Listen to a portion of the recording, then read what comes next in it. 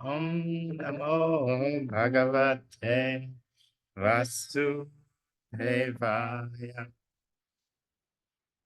Om Namo Bhagavate Vasudevaya. Om Namo Bhagavate Vasudevaya. Om Namo Bhagavate Vasudevaya.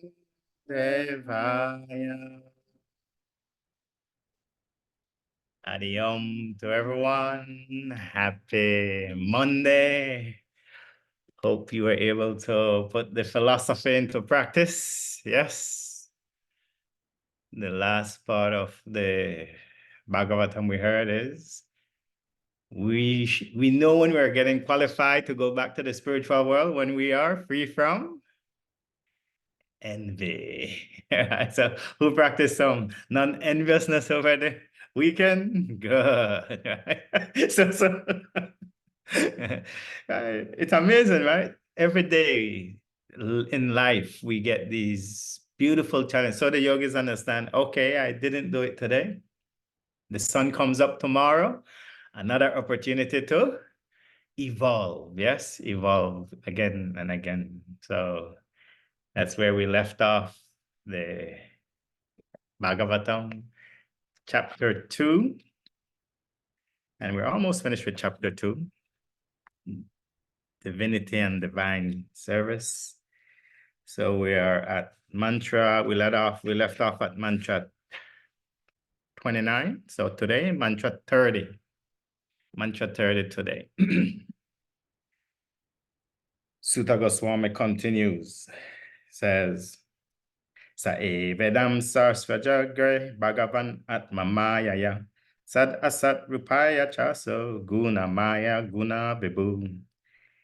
Srila Prabhupada translates, in the beginning of the material creation, the absolute personality of Godhead, Vasudev, another name for Krishna is Vasudev. He's given that name because his father's name is Vasudev, so he's the son of Vasudev. So there's a hyphen on the different names.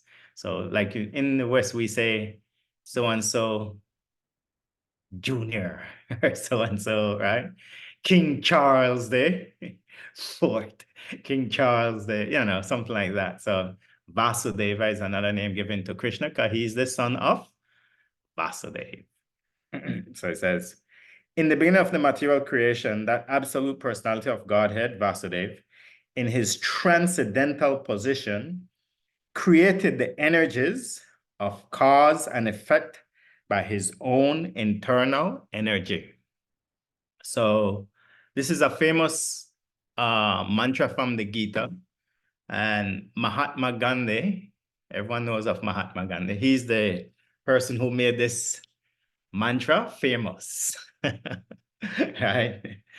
He said he used to always quote this mantra when he would give public lectures.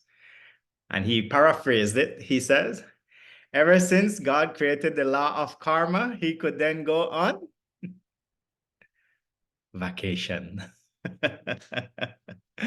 So as the dawn of creation, here Sutta Goswami is telling us, all the sages, when God created the universe, he created a law, he created laws in this universe. One of those laws is the law of action and reaction, karma. So here it says, in his transcendental position created the energies of cause and effect. Now, the laws of this universe doesn't affect God because God existed before the universe. So this is what he's trying to get across to us, that any laws we find in this universe affect me and you because we are Jiva Tattva, Jiva Atma. We are a small spark. But the supreme spark is not affected by the laws. right? And we see that in our culture today. People, they're the CEO of a company. What do? They set laws. And then what do? Have another set of laws for themselves. Right? We see it even in the material world. They set laws, they break it, and then have another set. Go ahead, Margaret. Who's seen that before in this universe, in your life? All of us, right? So similarly, that ability is there because it exists first in God. So the laws in this universe doesn't affect because before time, God exists. Vasudeva says that transcendental being is before, and time doesn't affect him like it affects our material bodies. The yogis got this clear understanding. Time doesn't affect us, the spiritual soul, but it does affect our bodies that we get. The body ages, yes, and so our bodies are within the action and reaction. Right now, you're breathing, that is built around the law of this mantra we're hearing. Right now, you're breathing, it means there is an action. Your lungs expanding, and as you exhale, there's a reaction. Your lungs shrinks. The second we hold the breath, there's an action of holding the breath. There's a reaction. What is the reaction for holding the breath? Anyone? A positive reaction. Holding the breath. That's why the yogis do kumbha. Inhale. Yeah, when you inhale and then you hold the breath, what is a positive reaction for that? Exhale. No. No. Kumbha, when you hold the breath. Prana retention.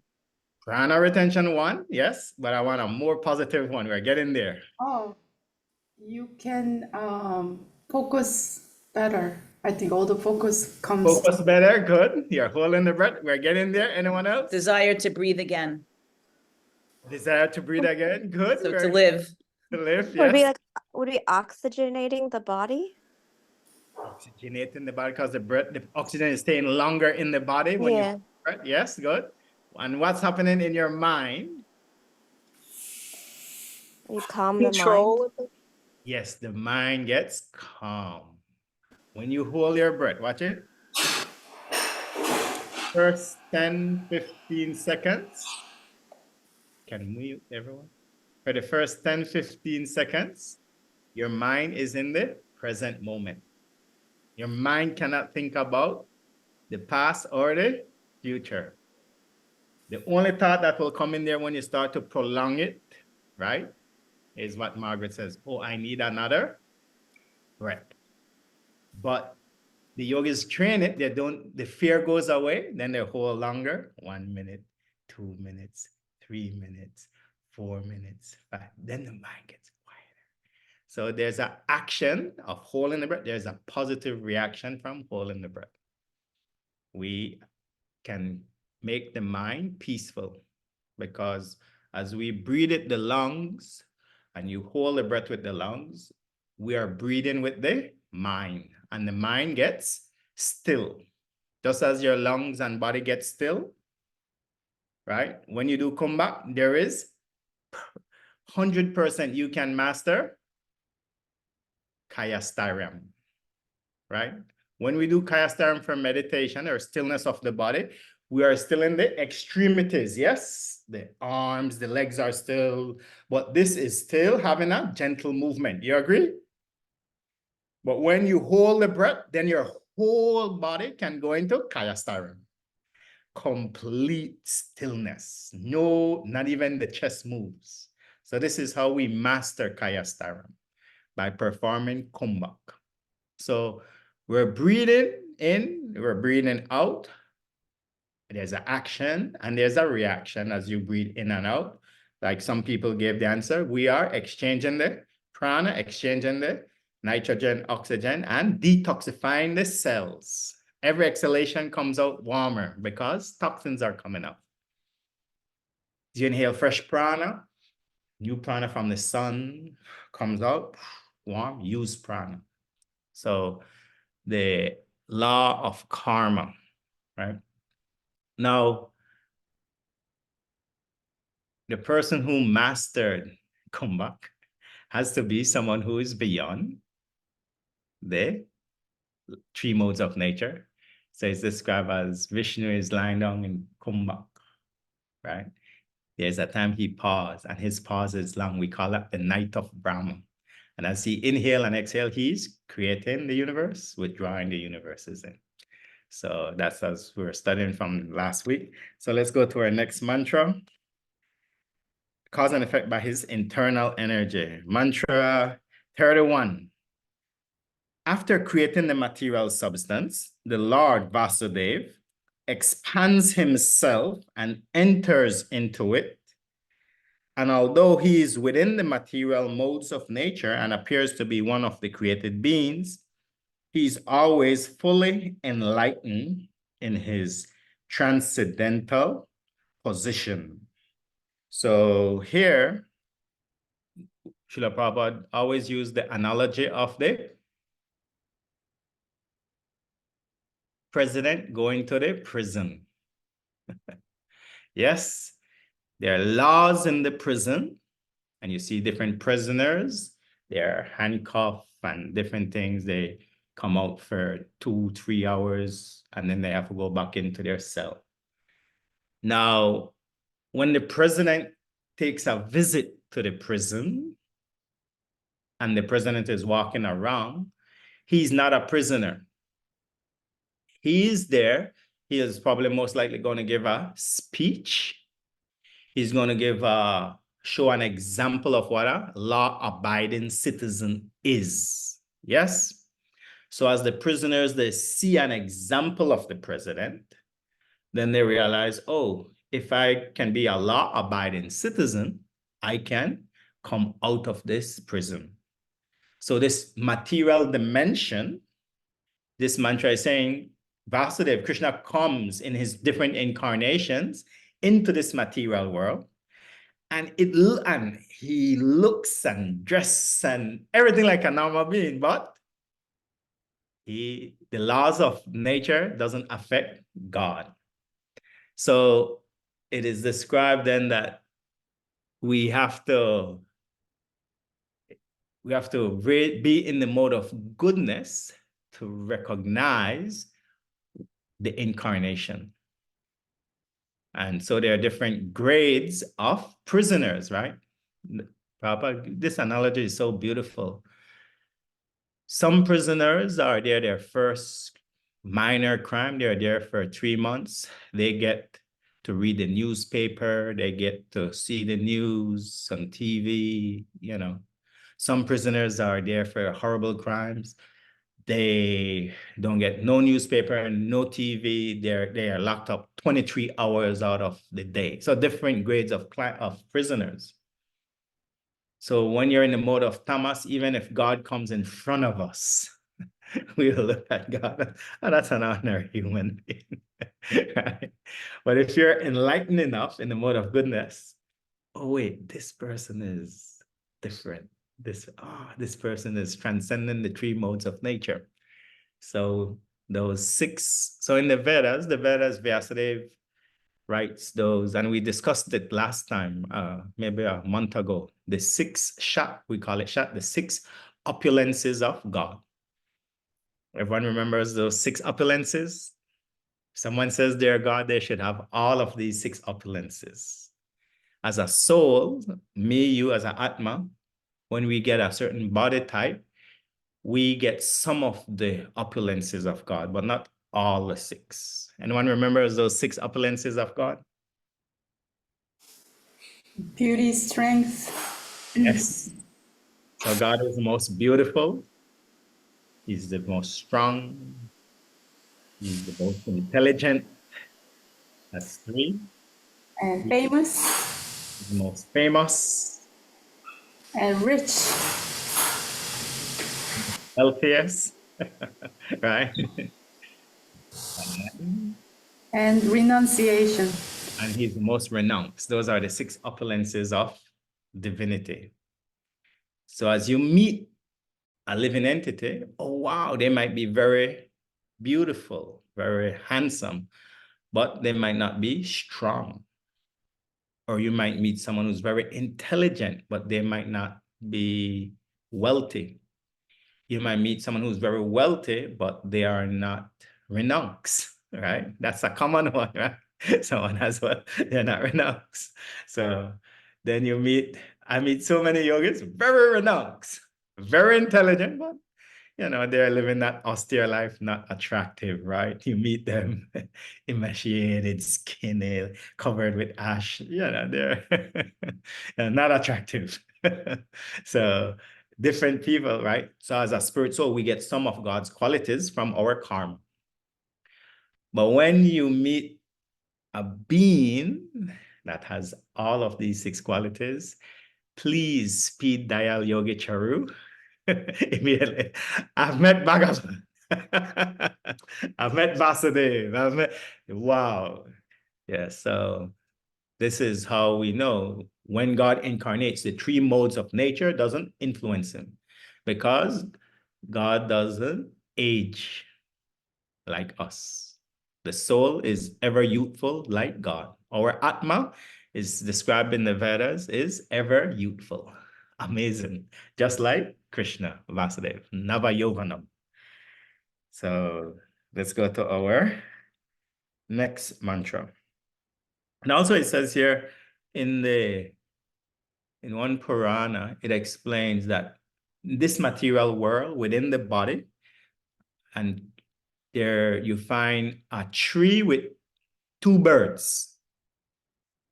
Yes, this is the analogy that Vyasadeva gives. One bird is trying to eat the fruit. The other bird is Paramatma in the heart, just witnessing. God doesn't need to eat to survive. But we are doing so many things just to try and enjoy. But the other bird, Paramatma in the heart, right? That Shiradakashai expansion is just witnessing. So in this tree, 2 birds, one is bewildered by the 3 modes. The other, never bewildered, created it, knows what's happening, just witnessing. So Lord in the heart is witnessing our evolution. Our senses are pulling us from right there. From my hears our desires, right there, right? So this is how it works. Lord in the heart is not influenced. Let's go to mantra 32. The Lord as super soul pervades all things, just as fire permeates wood. And so he appears to be of many varieties, though he's absolute one without a second. Yeah, so we hear this type of mantra again and again in the Vedas, that Paramatma is pervaded throughout the whole universe. Just like we say, air or prana exists throughout the whole universe. There's not one part of this universe you cannot find prana. So similarly, you cannot find one part of the universe where God expansion as Paramatma doesn't exist. So the analogy given here is wood. If you have a piece of wood, yes, this is a wood stick. It looks like wood, but in that wood is the Tattva Agni, fire. If I put fire to it, that wood would catch fire. So fire pervades this whole wooden stick. It just needs to change the tattva. And just as we can get fire out of the wood, similarly, we can get butter or ghee out of milk. So you have milk within milk.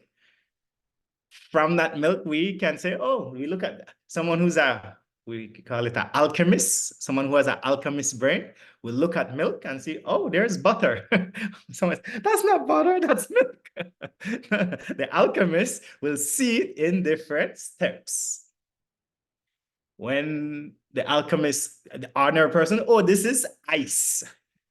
The alchemist will look at the ice cube and say, oh, there's also steam and water there, right? So water pervades the ice cube. It's solid, but it's water.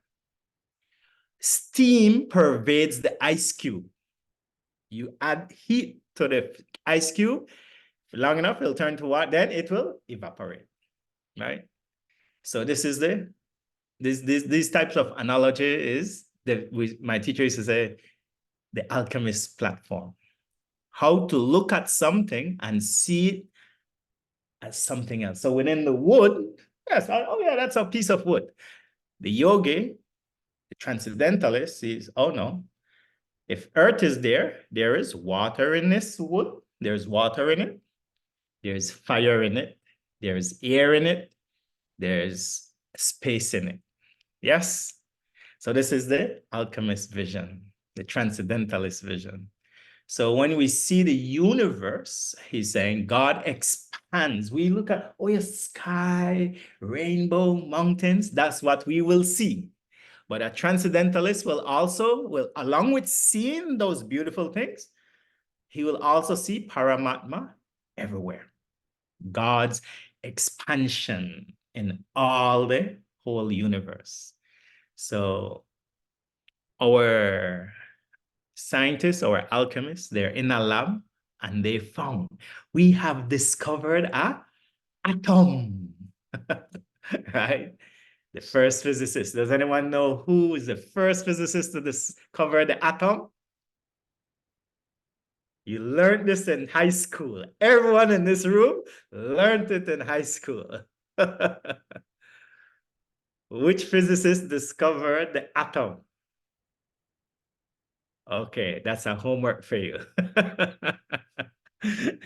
A homework. So when the physicists they discovered the atom, they found, wait, the atom has 3 parts to it.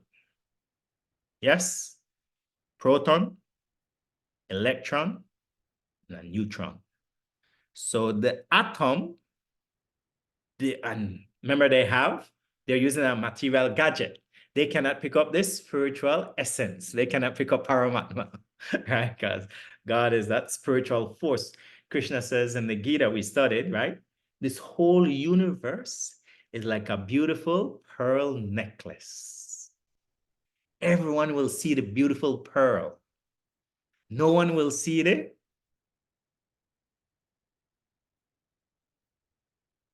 String. or the thread. Now that beautiful pearl necklace cannot exist without the underlying force behind it, the thread. So similar, this whole universe, with our material vision, we'll be able to experience so much, but we cannot. So until you come to the mode of goodness and you start to raise your vibration, then you can start to connect to the underlying force of Paramatma around us constantly. All over, all pervasive.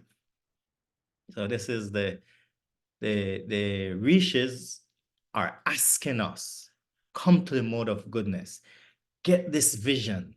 Just don't see the pearls of the necklace. See the pearl, but along with it, see simultaneously, see if you can see the thread. So yes, anywhere in this universe, God expands himself. He creates the universe, then he enters it. And then he connects everything in the whole universe with beautiful intelligence. Sunrise, sunset, right? It's amazing. That's one of the most fundamental thing to help someone to evolve on their spiritual journey. Watching the movements of the planets and the stars. Someone might be illiterate. Someone doesn't know to read. But if they get up and they see the sunrise, something goes on. Then they see the moon, something goes on in their mind. Start to question.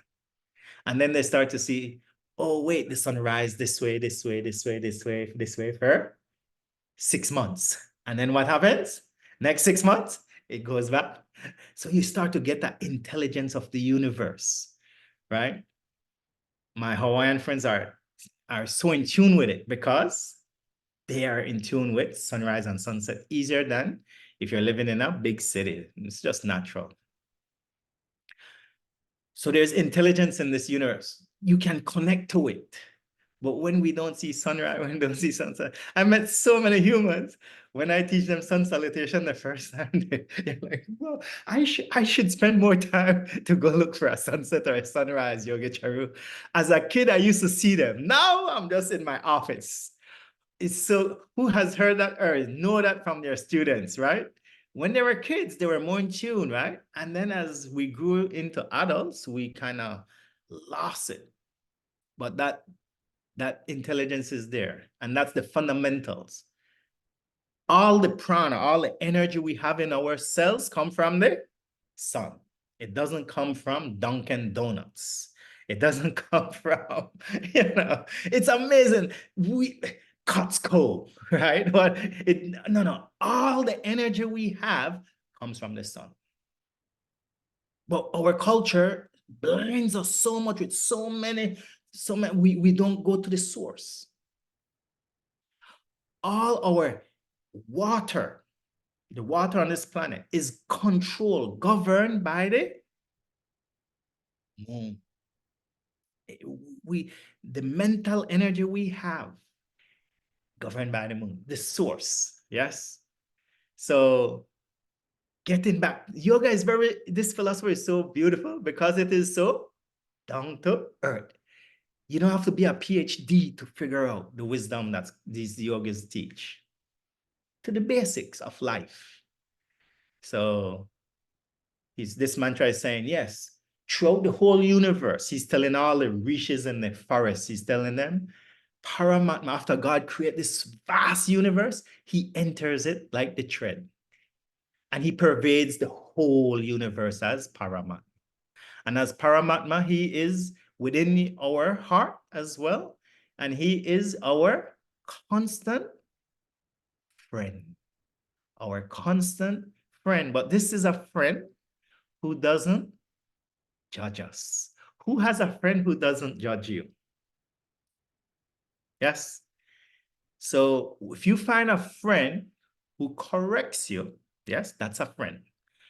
But that friend who doesn't, although they correct you to do good, they don't judge you when you make your mistakes, your flaws. So this is a friend you want. This is a friend that helps you to evolve. Yes? Who has a friend like that? Yes, very good. So this is, if you have a friend like that, then that's a friend sent to you by Paramatma. So sometimes we can't hear Paramatma, right? So Paramatma sends us a friend. Yogi Charu, you shouldn't do that. I don't think that's good. And then you're like, no, I want to do it anyway. Right? We get Yogi Charu, don't do it. So that friend is there. And then other times we can connect to the wisdom coming from inside. Yes, this is not right. This is better. Let's do this instead. So evolution, Paramatma exists in the sun, in the moon, in the earth, every atom. So there's neutrons. My guru used to say they're in the atom. There's neutrons, protons, electrons, and Paramatma. So the rishis they teach Paramatma is also within the atom. So let's go to our next mantra. Da, da, da, da, da, da.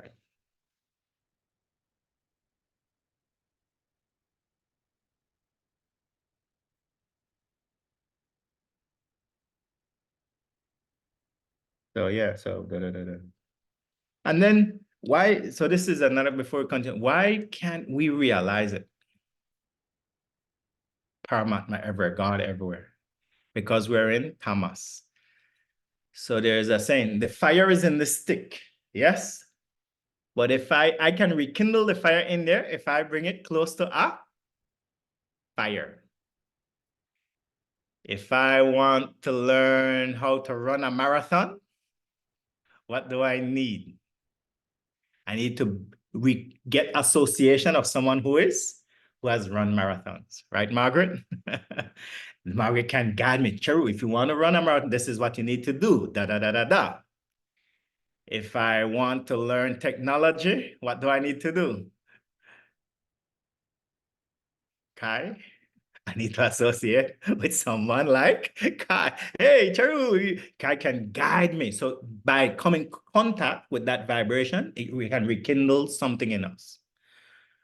If I want to learn business and how the stocks work, Greg, when is the stocks going up? When is it going? When can I? So you come in contact. So similarly, for us to understand Paramatma, we need to come in contact with someone like Sutta Goswami. So Sutta Goswami, all the rishis they were grateful to get his association because Sutta Goswami can elevate their consciousness. Oh, wow. And as Srila Prabhupada translate these books, we're grateful because now we are expanding. We're getting the blessings from Sukadev Goswami, through Vyasadeva, through Srila Prabhupada. We are expanding the consciousness as well. So rekindling, that phrase there's that phrase in our culture, right? Rekindling, yes, because rekindling means that you did it and now you're starting it all over again, yes? So as a spirit soul, we have this love for God. It's already there. We just need to rekindle it, yes? Rekindle. So let's go to our next mantra. Mantra 33. The super soul enters into the bodies of the created beings who are influenced by the modes of material nature and causes them to enjoy the effects of these modes by the subtle mind. So here, God expands everywhere. Then, as he creates the universe, we know from the Gita, from our yoga studies, the Hatha Yoga Pradipika, Shiva Samhita, the Bhagavatam, all these Vedic texts, whether you're learning from Shiva Samhita, Shivites, you're learning from Brahma Samhita, whether you learn directly from Krishna who speaks Bhagavad Gita. How many species are there in the universe? Anyone? 8,400,000. Good.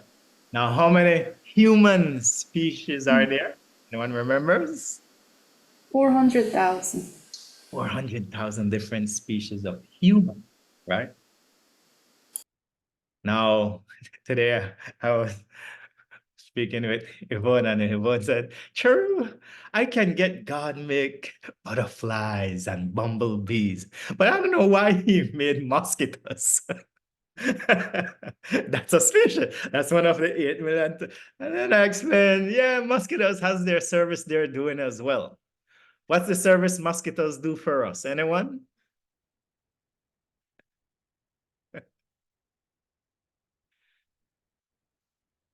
He can move. A mosquito? No. Yes, they Oh, can. a mosquito. Oh, I'm sorry.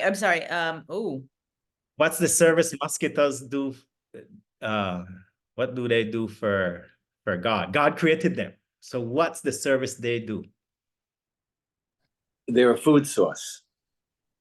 Their food source, one, yes, for lizards and stuff, good, yes. But for humans, we're talking for humans.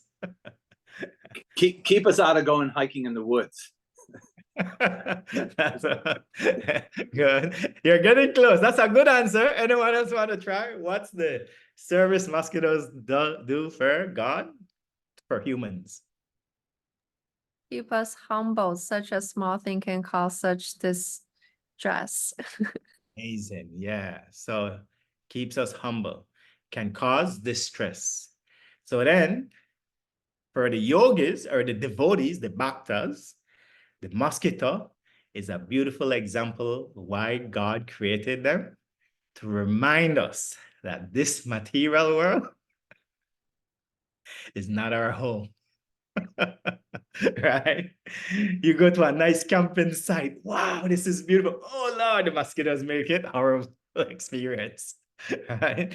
So the mosquitoes help us to, yes, the spiritual world, there's no mosquitoes. The mosquitoes there don't bite. If they bite, they are serving you to further your love for God. So, yeah. So, yeah. So 8,400,000 species. Here, this mantra is saying, Paramatma enters all those species, all pervading. And so when you meet a human, you meet a bird, you meet raise your vibration, see Paramatma, see spirituality, right? See the material body, but see two spiritual force in the heart space, the Atma and Paramatma. And now the law of karma comes in. So in the Vedas, it says also, if a mosquito is biting you, what do? You kill that mosquito because it can cause a disease, a dengue fever, malaria, so many. So in the Vedas, it writes, any species that is going to cause death or harm, disease to you have the okay to kill them, and there is no negative reaction. Yes? So sometimes, unless you're an advanced yogi, like we're going to read about Hiranyakashipu. Hiranyakashipu stood on one leg to get blessings from Lord Brahma. And it said the ant hill ate all his muscles, ate all his tissues, his fascia. His body was like an ant hill. He knew he was not, unless you're on that platform, you go kill those ants. Right? So so as we live in this world, we have to know when to apply the wisdom. And that's why it's a beautiful thing to live by day by day. It's a new opportunity to evolve. And then, sometimes we make a mistake. Oh yeah, you see a snake, kill it. You see a python, kill it. I'm in Florida, I run into a gator, run away or kill it. Yes, we just heard, I think was it maybe 2 weeks ago, a gator ate a whole lady. Like, wow, they found the remains of a whole lady in the gator. So yeah, so we have to use the intelligence, yes? Good. So, and then he says, so the super soul enters the bodies created by the beings and influence the material nature, cause them to enjoy the three modes by the subtle mind. So how are we enjoying through our bodies? With the Krishna, this is a beautiful mantra. With our mind. It is through the mind that we enjoy or suffer. The body is just the body, and the senses connect to the sense objects, but the happiness is where? In the mind. In the mind. Once you're having material enjoyment, it's in the mind. When you're having spiritual enjoyment, it's in the soul, from the heart. So it's cold. You go into a hot tub. The mind enjoys. Now it's warm. Remember, the heat, the cold cannot affect the soul, right? So it's affecting our mental state. When you have your nice lunch today, or a nice breakfast, what became happy? Yes, the body, but it's your mind, right? So the astral body, this is a beautiful mantra because it tells us you have the physical body and you have the subtle body. The subtle body is really the aspect of us that enjoys the material experiences. The soul is never cut by fire, burnt by fire, cut by the sword. Krishna already teaches us that in the Gita. But here, Sutta Goswami is saying God created with the species a subtle body. And it is through the subtle body. If you get the subtle body of a rat, you get the subtle body of a roach, if you get the subtle body of a human, if you get the subtle body of a tree, if you get the subtle body of a mountain, you experience the pleasures and pain through your astral body, through the mind. Yeah. So if you learn to transcend the mind, that's when we are learning that we are a spiritual soul. And that's what the yogis, the devotees, they're coming towards. Yes, we have the body. Yes, we have the mind. But more superior than the mind is we studied it in the Gita, Intelligence. intelligence. Then superior to the intelligence, Krishna teaches us, is our So, before the soul, ego. or ego, yes. And then higher than the ego, right? The ego is where we have our philosophy. I am something.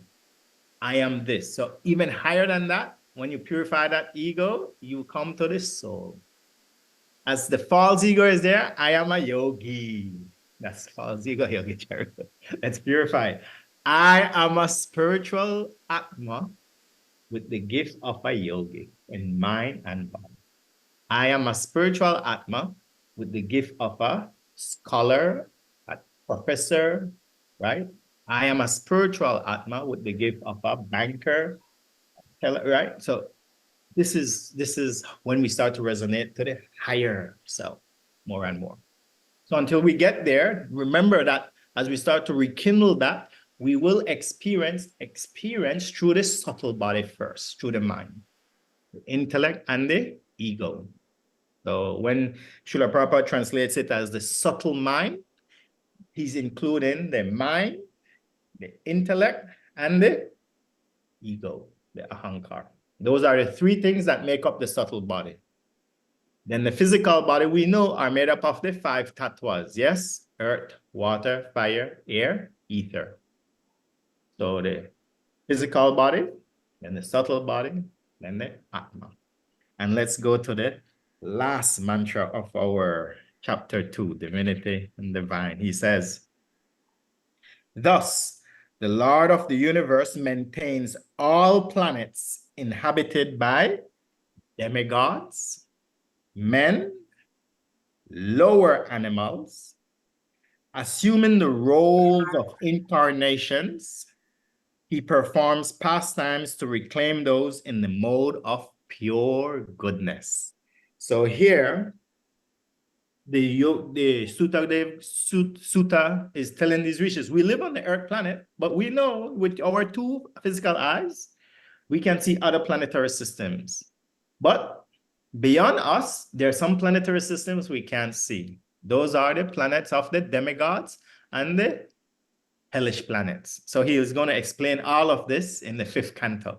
And says, on all those planets, different species live.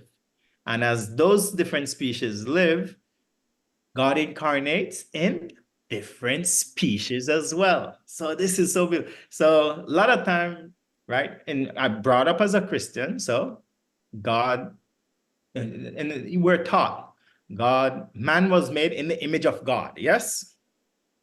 And that, so when Christ is God's son, and that's not wrong. When I came to the Vedic wisdom, it just expanded it even more for me. God created 8,400,000 species. God can incarnate in any species, as a fish, as a hog, so in the Bhagavatam, we're going to hear about the incarnations of God in different species. So as a teenager, that was like, wow, it makes sense. Every species, if God created, he can incarnate any of those species. And so this is what this mantra is saying. And this how he ends chapter 2, Divinity and Divine. Yes, sir. Charu, Charu? maybe you can explain this next time. We don't have much time, but it sounds that 8.4 million species entire universe doesn't seem to be enough, because even one human species has a 400,000. 400,000. Look at dog has like hundreds of different species, and a mosquito itself has so many. And Yeah, then yeah. so many planets we have in this universe. So I don't feel 804 million species just not gonna cover the entire planet, because every Good. planet is covered, inhabited. Yeah. So this is a beautiful question. So this tells us one day our scientists will go to another planet and they'll find humanoids just like us. Because they're humans on different, in the Bormandal, that's what the fifth canto teaches. They're humans like us on Bormandal planets. Then there are devas, different subtler bodies from different planets, yes. So we have dogs and cats on this planet. There are also dogs and cats on Bormandal as well. And then as you go higher, they're different, then lower. Yeah. The Bhagavatam doesn't make mistakes.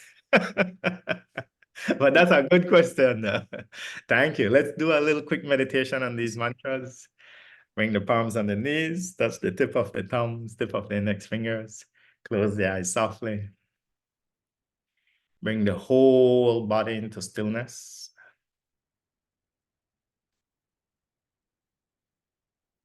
Bring your mind to the breath at the entrance of the nostrils. And as you breathe in and out, recognize your extremities are still, but the rib cage is still making a small movement. I want you to take a deep inhalation and hold the breath. As you hold the breath, your whole body will move into Kaya Sthiram. Your mind will also move into the stillness.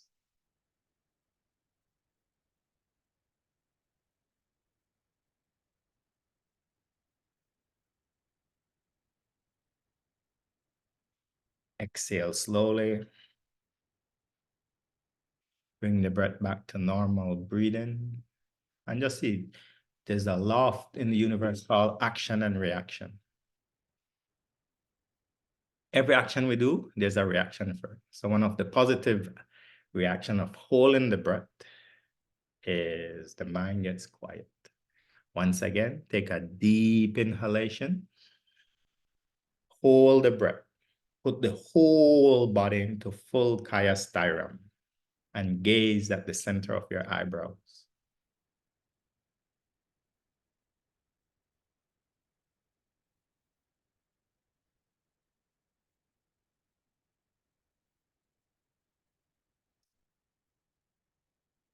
Exhale slowly, breath to normal. As you return the breath, gaze into the center of the eyebrows. And I want you to see an ice cube. You've seen many ice cubes. It looks solid, but see it from the alchemist, the transcendentalist vision. Within that solid is liquid. Within that liquid is a gaseous state as well. I want you to see a firewood. See a piece of wood, and in it, see the earth. Water is in that wood, fire is in it, air is in it, space is in it. The wood occupies a certain space. And if you rekindle, if it comes close to fire, the fire in that wood will start. So fire pervades the whole wood. Once the wood is burnt, ashes is left. I want you to see a glass of milk. And when it see it with a transcendental vision, there is also butter in that, from that milk. There's also ghee, just alchemical changes.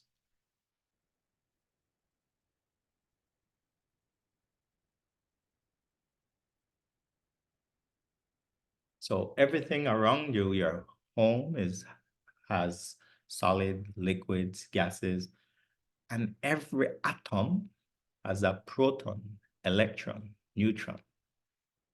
And just as we might not be able to see the thread of the pearl necklace, also in that atom is an expression, an expansion of God, Paramatma, the super soul. We, the soul, are affected as the body changes. The super soul is not affected. The super soul is witnessing our dear friend, ready to help us to come to the mode of pure goodness. Helps us when we're in tamas, helps us when we're in rajas, helps us when we're in goodness.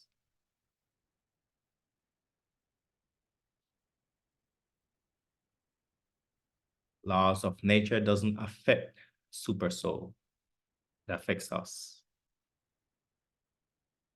When we get our bodies, We say bodies because we are covered with the physical body and the astral body.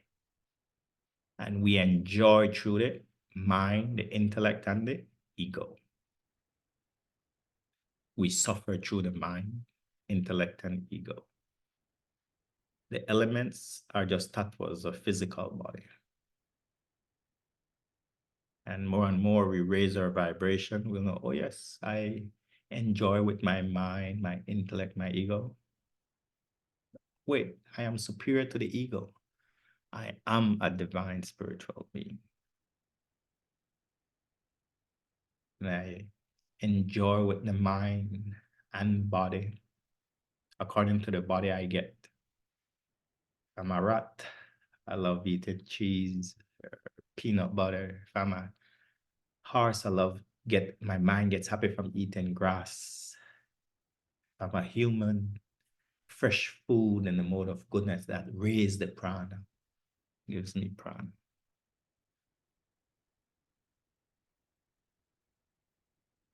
And throughout all our incarnations we take, the Paramatma, who's never disturbed by the three modes of nature, never gets old, is always with us. Understanding divine and divinity. The Lord is always with us throughout our whole life, all of us. You see a roach, Paramatma is with that soul. You see a butterfly, Paramatma is with that soul. You see the ocean, Paramatma is with that soul. You see the mountain, Paramatma. You meet a fellow being, Paramatma is there with that spiritual being. Develop this consciousness, seeing the thread beneath the necklace. Take a deep inhalation. Exhale slowly. Breath to normal. Palms to the heart. Lower the brain, the skull towards your spiritual self and towards the Lord in the heart. Namaste. Lift the head, the eyes. Thank you so much. Mahalo, Babadi. Thank you, Helene. Mahalo, Greg. Thank you, Sarah. Thank you, Brenda. Thank you, Jenny. Thank you, Margaret. Thank you, Mo. Thank you, Vivian. And I look forward to seeing you on Thursday, same time, continue chapter 3. One of my favorite chapters. Wonderful. Hari Om Tat Sat. Develop that transcendental vision.